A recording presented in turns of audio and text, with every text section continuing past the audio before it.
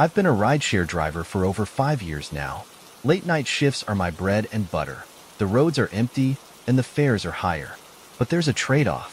You get passengers you wish you never met. Some people are drunk, some are belligerent, and some are just off. Most of the time, it's nothing serious. You drop them off, forget about them, and move on. But every once in a while, there's a ride that sticks with you. One that burrows deep into your brain and refuses to leave. For me, that ride happened 2 months ago. And to this day, I still don't know what I picked up that night. It was a cold, rainy evening. The streets were slick, reflecting the dim orange glow of the streetlights. Business was slow, so I parked in a quiet lot and scrolled through my phone, waiting for a new ride request. The notification came in at 2:12 a.m., a pickup near an old gas station on the outskirts of town. Nothing unusual about that. I accepted the ride and started driving. But as soon as I turned onto the street, something felt wrong. The gas station was completely abandoned. No lights, no employees, just an empty parking lot filled with cracks and weeds, like no one had used it in years. The sign above the station flickered weakly, half of the letters missing. Yet, according to my app, my passenger was waiting right here. I slowed down, scanning the lot.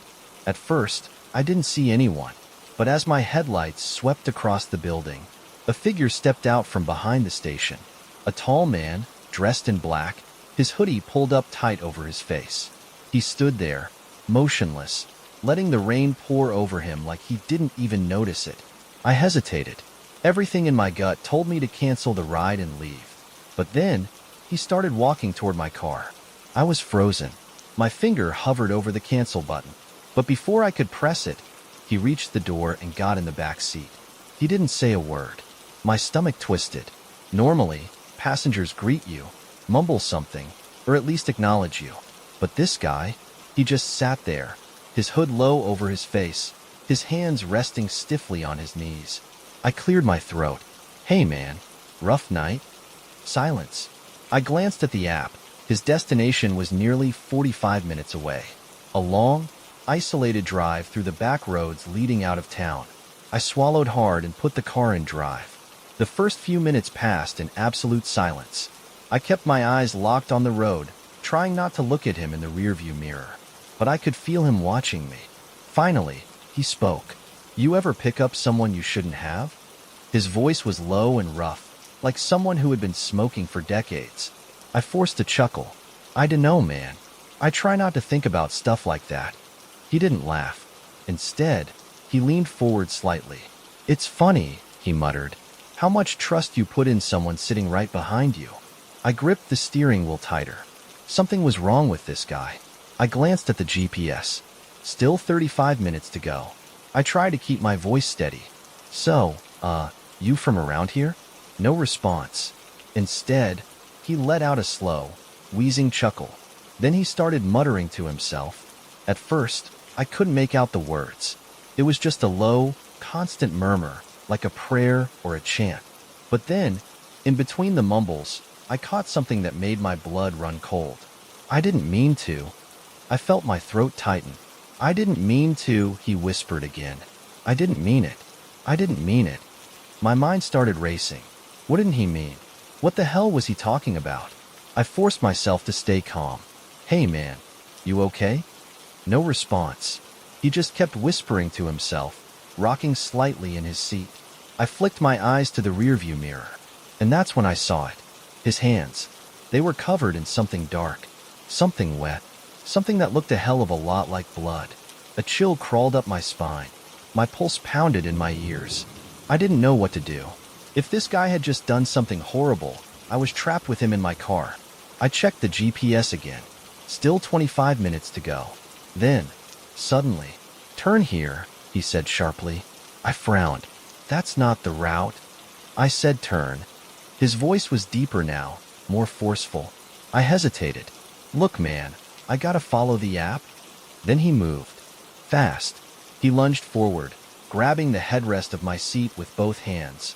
His breath was hot and ragged against my ear. "Turn the car now." Panic shot through me. I felt a sickening rush of adrenaline as my brain screamed at me to do something. Then, A flash of blue and red lights. A police car was coming up behind us. The man immediately slumped down into his seat, his hands vanishing into his hoodie. My heart was hammering so hard I thought it would explode. I slammed the brakes, pretending to adjust something on my phone.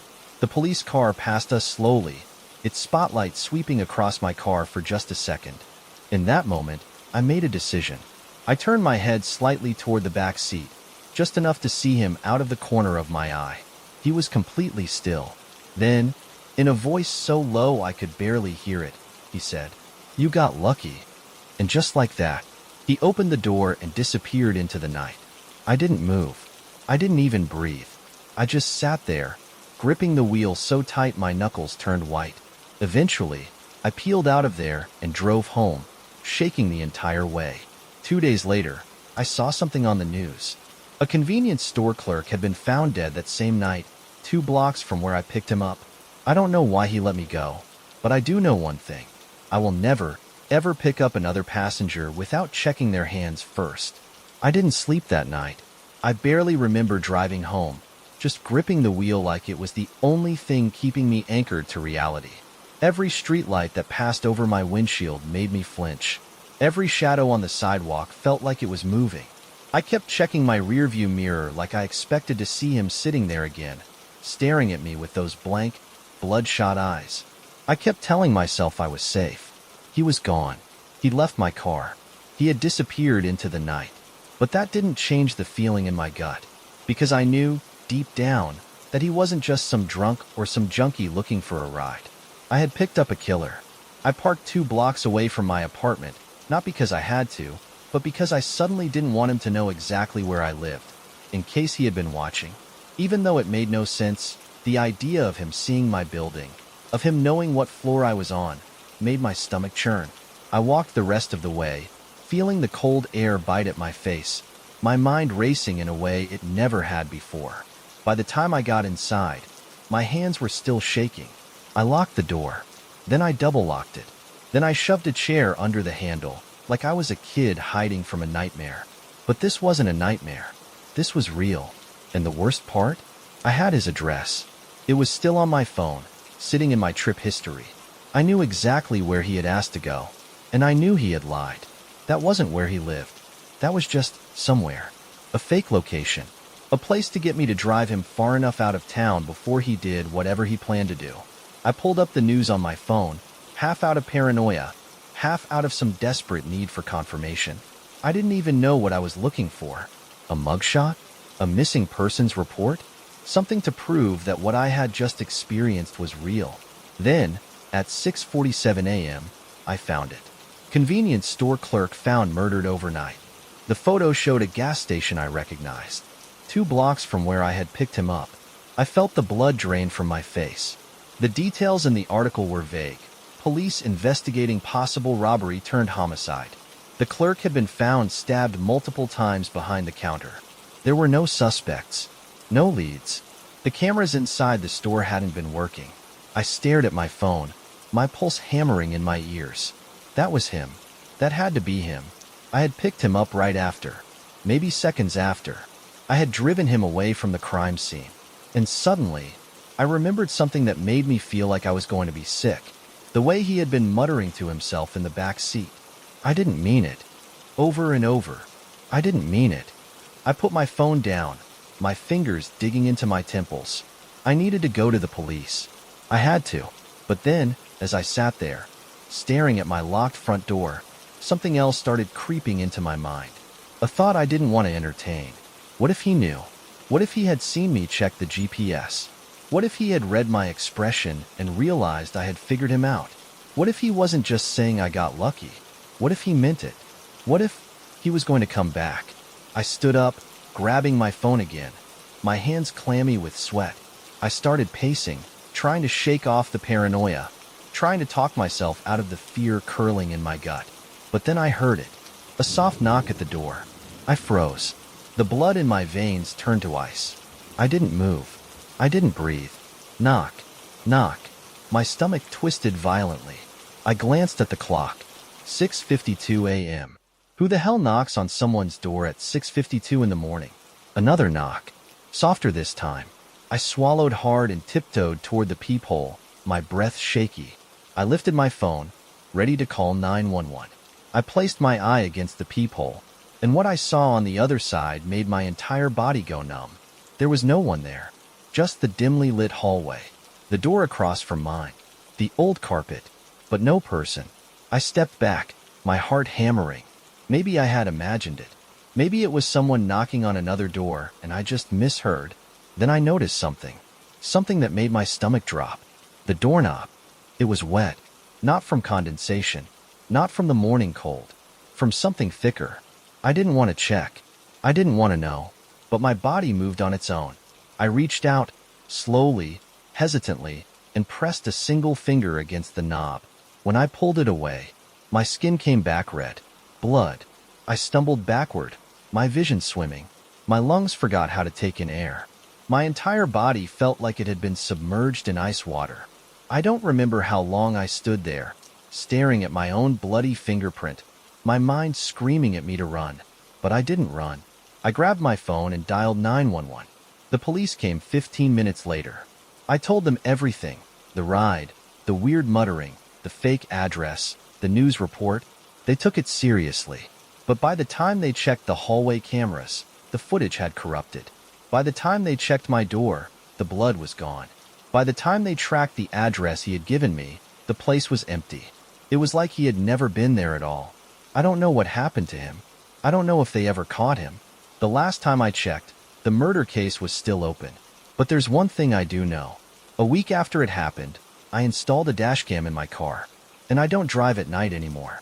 Because sometimes, when I think back to that night, I realize something even worse than knowing I gave a ride to a murderer. Something worse than seeing that blood on my doorknob. I never heard him close the car door. I don't remember him ever stepping out. I just remember looking away for 1 second, and when I looked back, he was gone. But somehow, I know he's still out there. And I think, one day, he's coming back.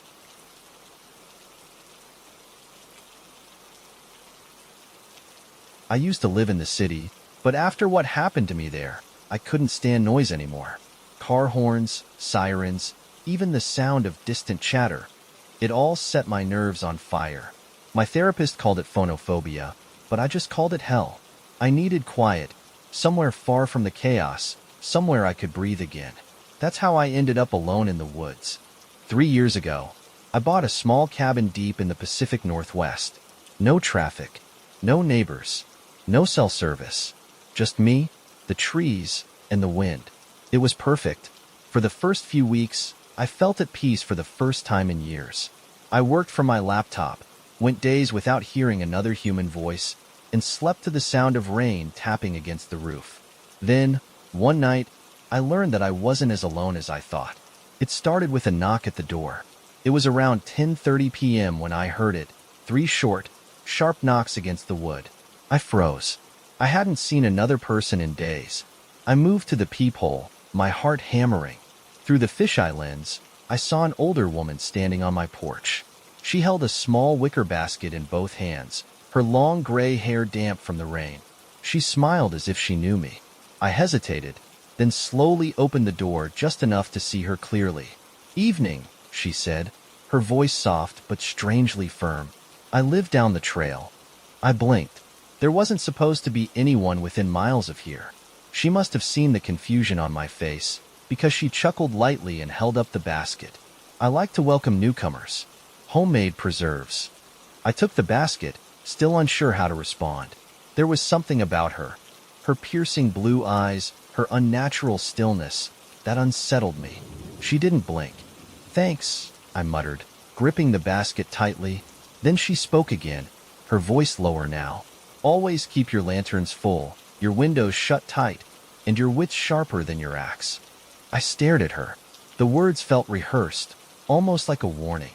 I forced a smile and nodded, stepping back into the cabin. As I shut the door, I waited to hear her footsteps retreat down the porch. She didn't leave.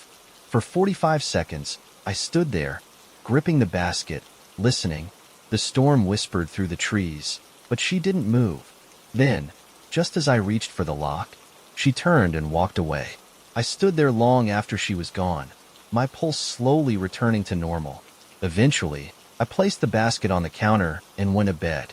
I should have listened to her warning, because that night, something knocked again. It was louder this time, more urgent. I jolted awake, my heart slamming against my ribs. I checked my phone, 1:57 a.m. The power was out, the storm still raging outside. Another knock, then a third. I grabbed the flashlight from my nightstand and crept to the front door, my breath shallow. I peered through the peephole, expecting to see the old woman again, but there was no one there. The porch was empty, just rain and darkness. I swallowed hard and stepped back. Maybe it was just the wind.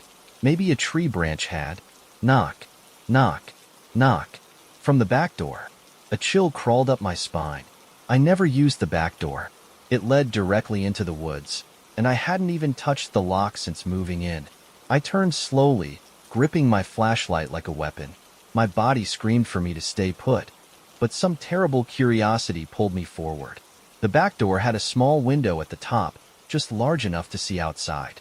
I hesitated, then raised the flashlight and aimed the beam through the glass. The light caught something just beyond the tree. A figure. Someone was standing in the rain, half hidden behind the trees. They weren't moving, just watching. I stepped back, my breathing shallow. Then I remembered what the old woman had said. Windows shut tight. I turned to check the living room window and nearly screamed. The figure was closer now, right outside. My flashlight flickered. My stomach turned to ice. The figure's face was obscured by the shadows, but I could feel them staring at me. Then, in the split second before my flashlight died, they grinned. I slammed the curtains shut and stumbled back, my pulse hammering in my ears. My mind was racing, screaming at me to move, to do something. The power flickered back on. The sudden brightness stung my eyes. I grabbed my phone, fumbling to call the police. My fingers were clumsy, shaking. Then something scraped against the glass. A slow, deliberate sound, like fingernails. I turned, heart pounding, and saw something that made me wish the power had stayed off. The window was open, just a crack, not enough for someone to crawl through, but enough to make my stomach churn with dread, because I knew without a doubt that I hadn't touched it. I ran to the kitchen, grabbed the heaviest knife I could find, and locked myself in the bedroom. I didn't sleep. I didn't even sit down. I just stood there, staring at the door, waiting. I don't know how long I stood like that. Time lost all meaning. Eventually, the storm passed. Eventually, the sun rose. When I finally worked up the courage to check the house, everything was normal. The window was shut again. The porch was empty. No footprints in the mud. Like nothing had happened. But I knew. Something had been there. And someone had opened that window. I didn't leave the house for days. I barely ate. I barely moved.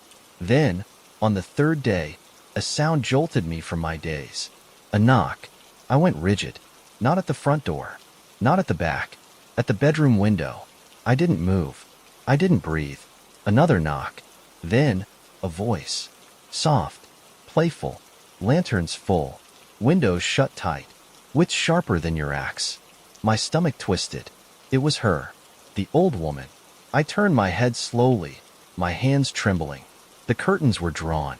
I didn't want to look. I shouldn't have looked, but I did. And through the tiny gap in the curtain, I saw her. She was standing inches from the glass, her piercing blue eyes locked onto mine. And in her hands, she was holding an axe. The old woman stood right outside my bedroom window, holding the axe with both hands. Her pale fingers curled around the worn wooden handle, her knuckles bone white. She didn't lift it. She didn't swing.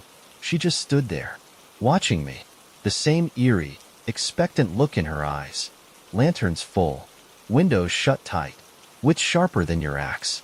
The words echoed in my skull. What the hell did she mean? Then, she did something that made my stomach turn to ice. She lifted one hand from the axe and waved. I stumbled back, knocking over the nightstand. My lamp crashed to the floor, the bulb shattering on impact. The noise didn't seem to startle her. She just kept smiling. I grabbed my phone, my fingers slipping from sweat. 911. I had to call 911. The phone rang once, twice. Then, the power went out. The call dropped. Darkness swallowed the room, broken only by the dim, pale glow of the moon filtering through the trees. I was shaking so badly I could barely stand. I forced myself to look. She was still there. But something was different now. She wasn't smiling anymore. Her lips had parted slightly, and I could see her teeth. Yellowed, jagged, like she had been grinding them down for years. And then, so slowly I almost didn't notice, she tilted her head. Not in confusion, not in curiosity, but in hunger. That was when the knocking started again. Not from the window, from my front door. Knock, knock, knock. Loud, heavy. Someone, or something, was at my front door. I turned back to the window. The old woman was gone, but something inside me knew she wasn't really gone. I didn't dare make a sound. Knock, knock, knock. The whole house shuddered under the force of it. I backed away, gripping the knife in my trembling hands. I tried to convince myself this wasn't happening, that this was some kind of nightmare, that I'd wake up any second now. Then I heard the click of the doorknob turning. The door was unlocked. I was sure I had locked it. I was sure, but I must have been wrong, because it was opening. A low creak filled the house as the front door slowly swung inward, revealing nothing but pure, suffocating darkness beyond. Then, footsteps, slow, deliberate, moving inside my house. I held my breath, gripping the knife so tight my knuckles ached. Then, a voice, soft, lilting. I tried to warn you. My stomach dropped. It was her, but she wasn't outside anymore. She was inside my house. I ran. I don't remember making the decision. My body just moved. I sprinted for the bedroom door and slammed it shut, twisting the lock so fast I nearly broke it. A second later, something slammed against the door from the other side. Once, twice, then silence.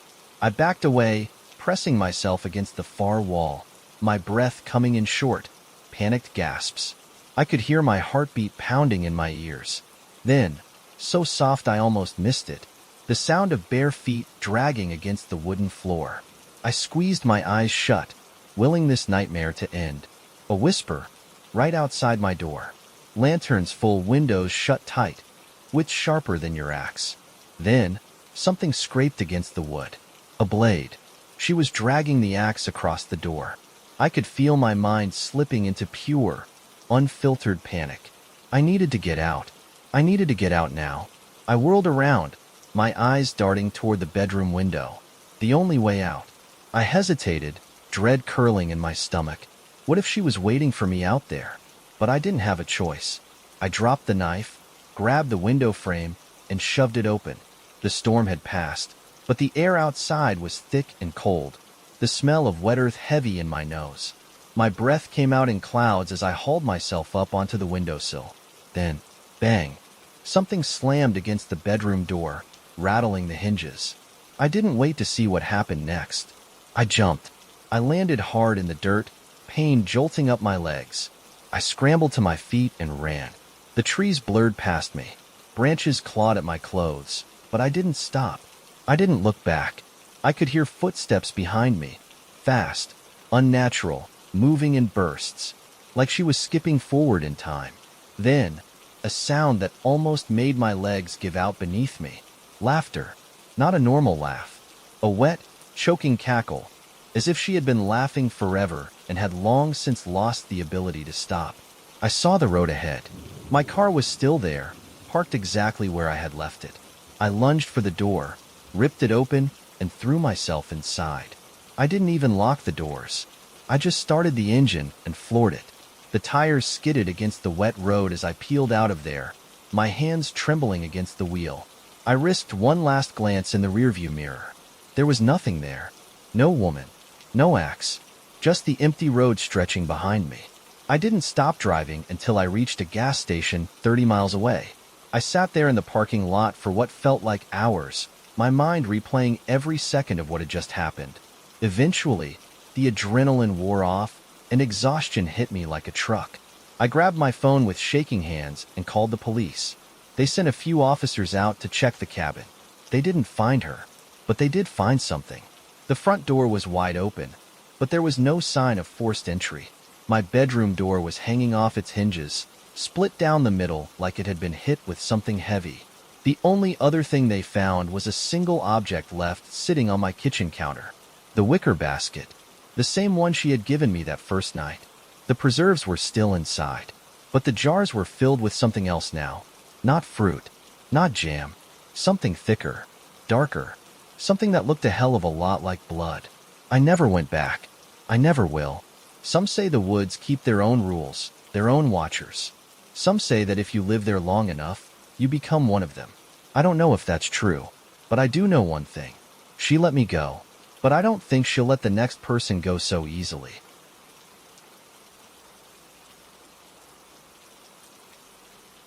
Christmas Eve had always been my favorite night of the year. Not for the gifts, not for the food, but for the drive. Ever since my girlfriend, Emily, and I started dating 3 years ago, we had a tradition. We'd spend Christmas Eve with my family, then pack up and hit the road around midnight to drive to her parents' house for Christmas morning. It was our time. A long, quiet stretch of empty back roads, just us, the snow, and our favorite music playing through the speakers. There was something almost magical about it. The world felt smaller, closer, like we were the only two people left alive. But this past Christmas Eve, something changed.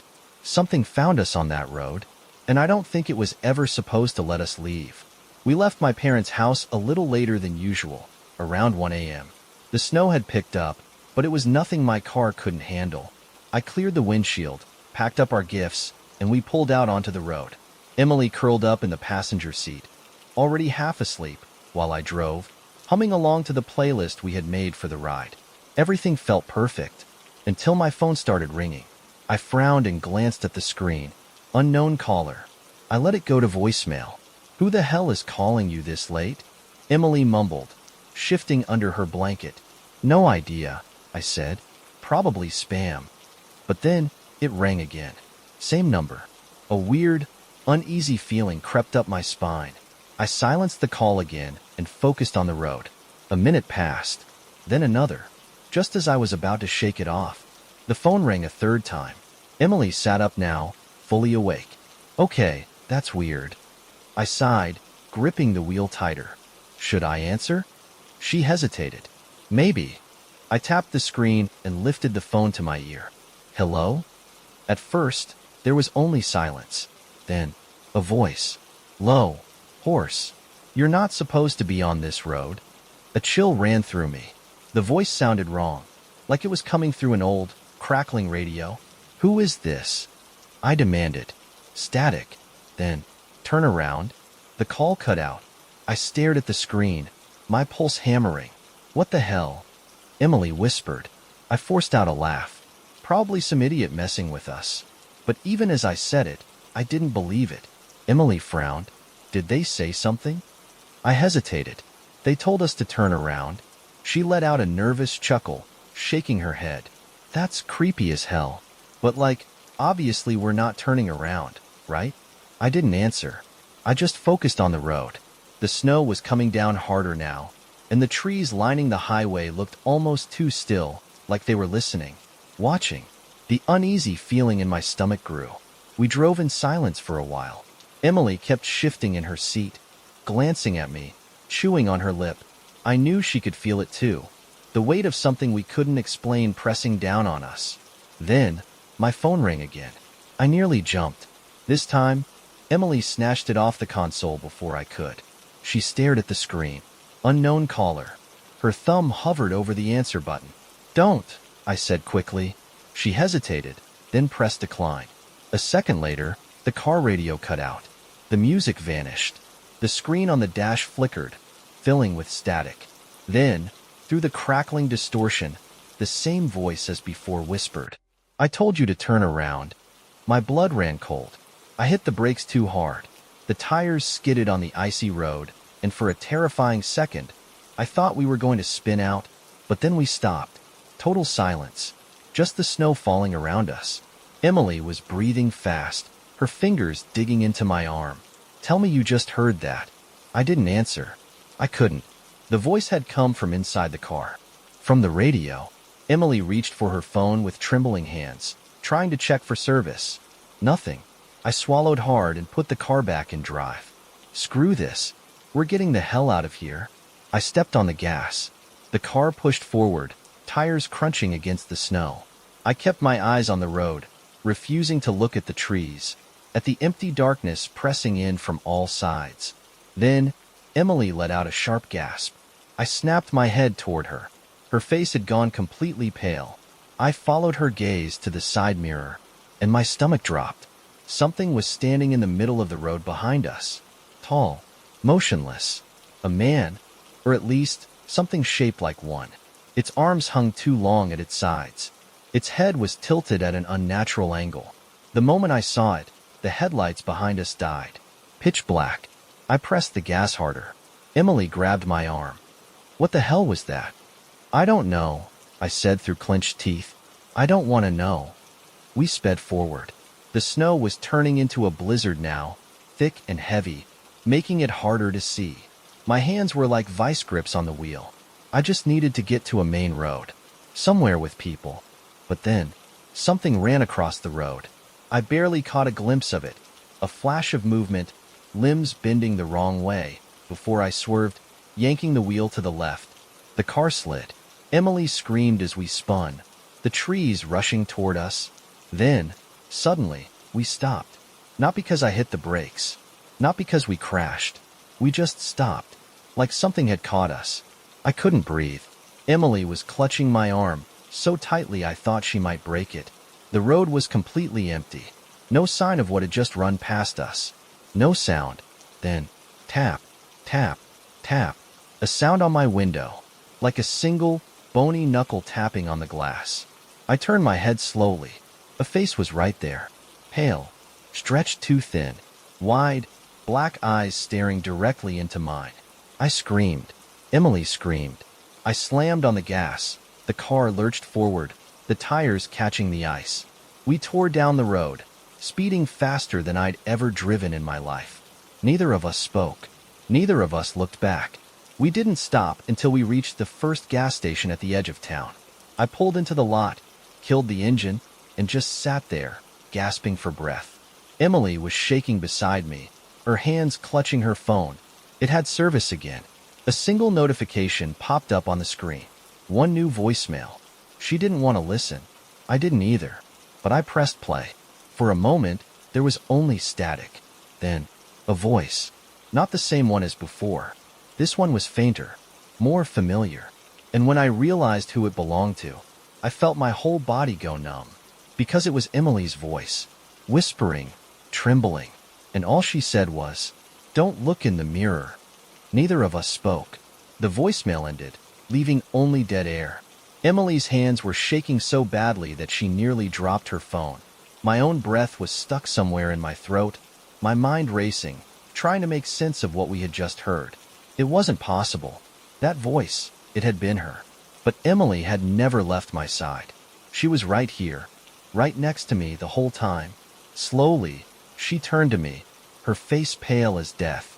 I never recorded that. I swear to God, I know, I said, my voice barely above a whisper. I believed her, because there was no way she could have left a voicemail from a phone that had no service. The gas station parking lot was nearly empty. The fluorescent lights above buzzed faintly, casting a sickly yellow glow over the snow-covered pavement. Everything felt too still, like the world was holding its breath. Emily swallowed hard, glancing at her phone again. What do we do? I didn't have an answer. My mind felt frayed, like a puzzle missing half its pieces. I knew only one thing for certain. We couldn't stay here. Not when something was playing with us. I turned the key in the ignition. The car rumbled back to life, the headlights casting long, eerie shadows across the lot.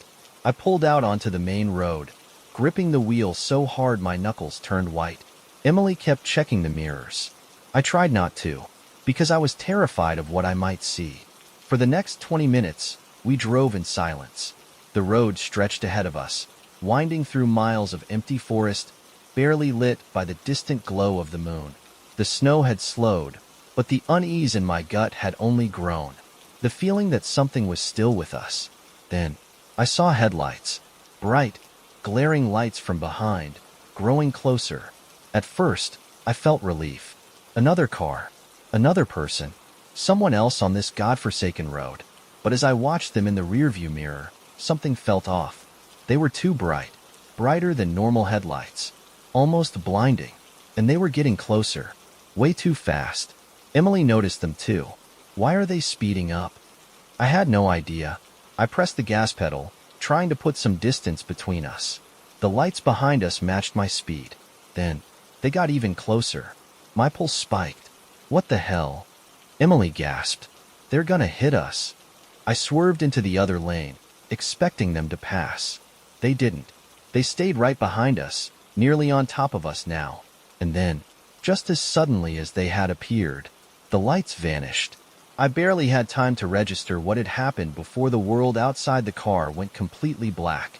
Not just dark, black, like someone had erased the entire road. Emily let out a strangled cry. I can't see anything. Neither could I. The headlights weren't working. The dashboard screen was dead. Even the streetlights ahead had disappeared. I slammed on the brakes. The car jerked to a stop. We sat there, surrounded by absolute nothingness. A void. Like the world outside the car no longer existed. My pulse was thundering. I could hear Emily's ragged breathing beside me, feel her nails digging into my arm. Then, something tapped on my window. Tap, tap, tap. I nearly threw up.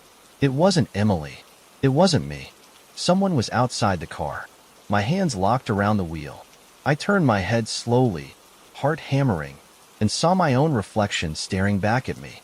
Except, it wasn't me. The face in the glass was wrong. The eyes were too black. The mouth was too wide. And when I blinked, it didn't. Then, it smiled.